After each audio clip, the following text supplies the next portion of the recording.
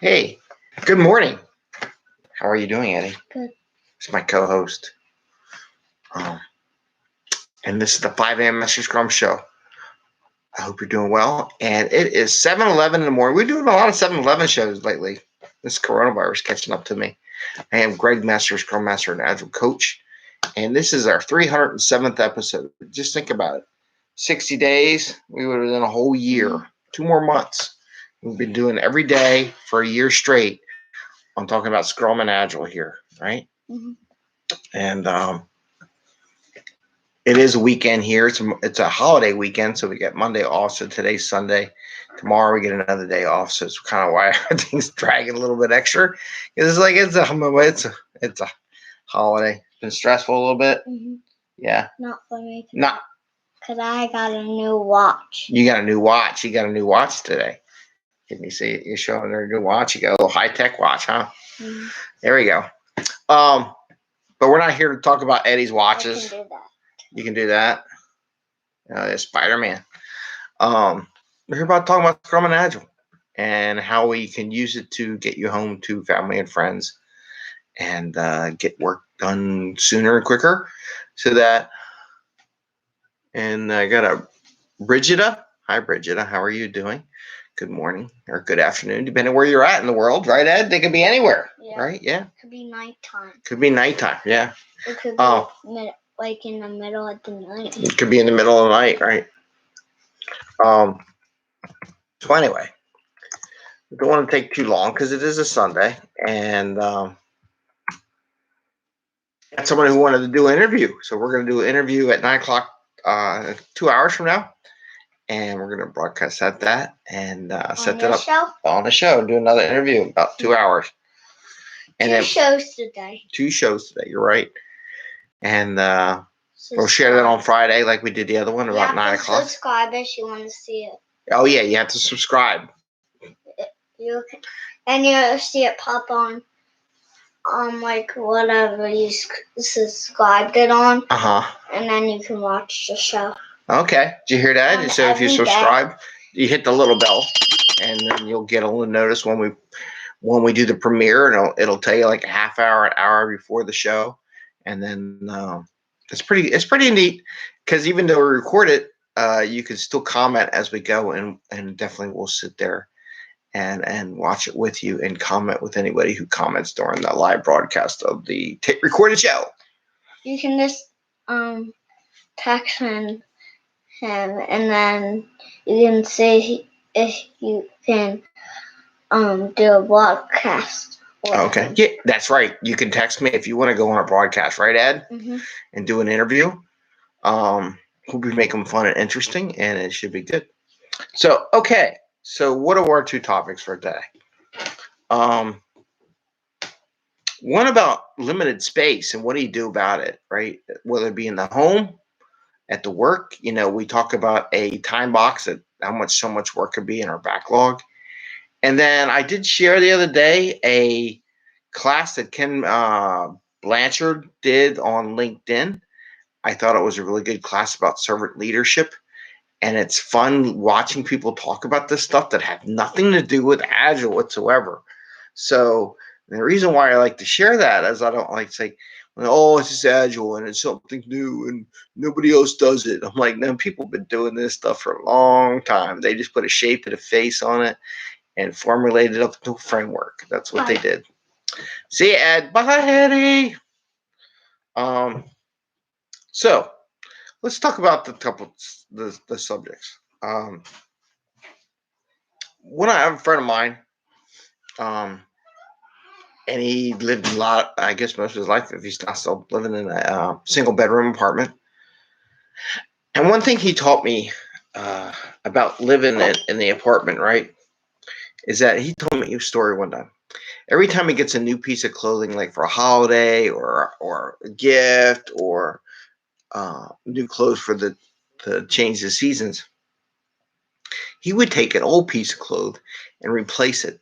So therefore, because he had a small apartment and never had, you don't have closets and have to keep buying stuff, that every time he got a new piece of clothing, he would take an old piece of clothing and donate it. or throw it out, depending on how much he beat the clothing up. This is why the box, the constraints were always taken care of. He was never overloaded with what's there. And that's just like an IT about a backlog and work, right? So the idea is that you can bring new stuff in, but you gotta change the priority. Maybe something has to leave your time box. So when we talk about new work changes, customer has a change. Hopefully it's not a major change, right? You have to have a discussion with the product owner in Scrum and say, okay, what do we want to move out of the backlog that we haven't started working on yet and replace it with this new item? But you have to have that conversation. It's okay to have the conversation. So many people are scared to have the conversation. I think so many people are scared to don't take stuff out of their closet too and get rid of it and replace it when they get a new thing. And it kind of reminded me because I was going through spring, summertime's coming, seeing what fits, what doesn't fit. Because I did gain the quarantine 15, right? And I'll have to buy some new clothes, some nice clothes for the summer, and change out some of my older clothes and donate them if they're taking donations. I have no idea. We'll find out. But it's just something to think about, right? So just like my friend in a single bedroom apartment with limited storage space, when you get new requirements, when he got new clothes, he would take some old clothes and get them out of the backlog. And that kind of relates to what we did before. Okay, so now, excuse me. The video I saw the other day, the YouTube. You love the YouTube. Yeah, you go, Eddie. So what I shared on LinkedIn the other day about servant leadership, what I liked and why I had the football. So on the intro, I have a little football, right? And why the football? Well, he was talking about servant leadership and how they would analyze how they did and everything. And one of the segments in there, he talks about when he was way back in the 80s, right? This is the 80s. So this is not the 90s. This is not the 2010s or 2020s, and not the 20s, and not the 1990s, but the 1980s.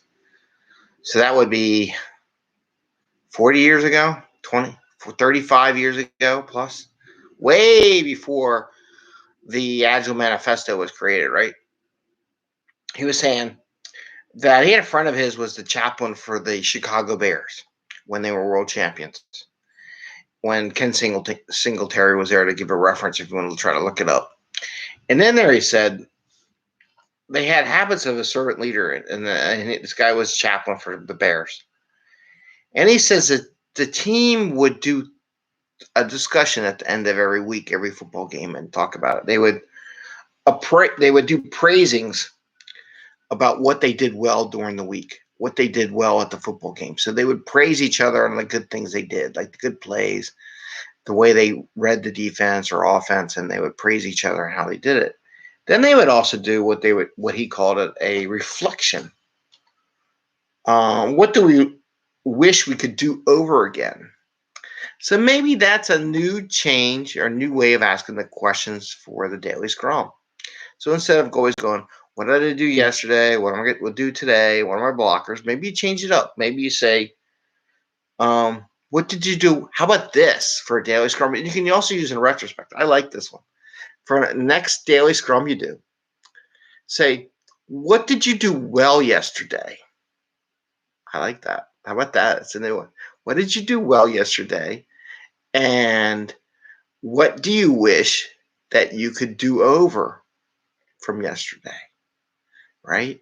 How about that? And you can also do that in the retrospective too. So what did you do well?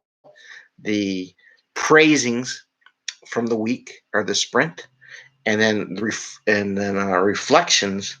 What do you wish you could do over again, right? Or could have done differently?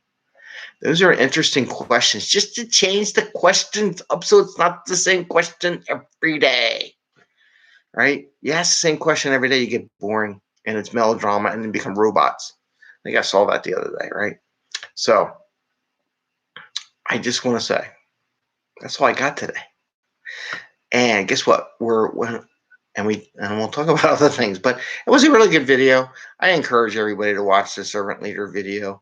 For those on LinkedIn, it's free, so it doesn't cost you any money. And it says because I shared it, it ended up being a free episode for all my connections. I don't know, maybe. Let me know if it's not. And again, a couple of hours, I'm going to do like an hour and a half and do another interview, which we'll put on this coming Friday. And we'll see how it all goes. Hopefully everything goes well. And for those who had military families who passed away, happy Memorial. Wish you a good Memorial Day. Thinking and prayers are out there for everybody. And for all those family members who are in the coronavirus thing, take care. And you know what? Enjoy your weekend if you're in the States. Enjoy your holiday. Enjoy some time with family and friends. And ring the little bell so that when our interview does come up, you'll get notice of the interview. And in case we do any TikTok videos with some Mentos experiments, I did buy 2 more bottles of Coke. I don't know what we'll do with it yet, but we'll see how we do that. I did buy that. Next time we'll tie the Coke bottles down so they don't flop off the tables. I don't know. We're doing little experiments, just like Agile Scrum, little spikes, and learning as we go. With that, thumbs up. Have a great day. Enjoy your Sunday. If your Sunday is over, have a pleasant night. And we'll see you tomorrow on Monday, on Memorial Day here in the States. Take care. Bye.